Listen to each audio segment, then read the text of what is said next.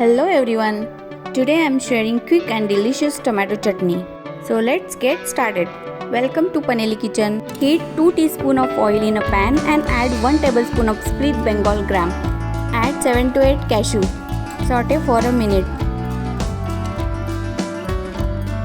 Add 1 roughly chopped onion, 2 green chilies and few coriander. Saute for 2 minutes. Now add 2 roughly chopped tomatoes. Mix it well.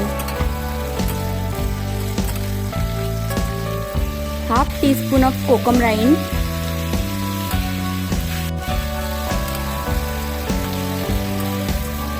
Salt to taste. Mix everything well. At this time add spices. 1 teaspoon coriander powder, 1 teaspoon turmeric, half teaspoon cumin powder and 1 teaspoon red chili powder. Mix it well. Now add a little water and mix well. This helps prevent the masala from burning and allows the spices to cook evenly. Add 1/4 cup of water, cover it and cook for 8 to 10 minutes on low heat until the tomatoes become soft. Turn off the heat and let the mixture cool completely.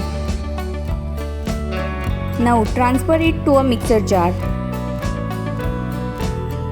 Grind into a smooth chutney. And that's it. Delicious, spicy and flavorful tomato chutney is ready to serve. It tastes amazing with idli, dosa, vada, chapati or even a bowl of hot steamed rice. Like and subscribe for more delicious homemade recipes. Thank you for watching.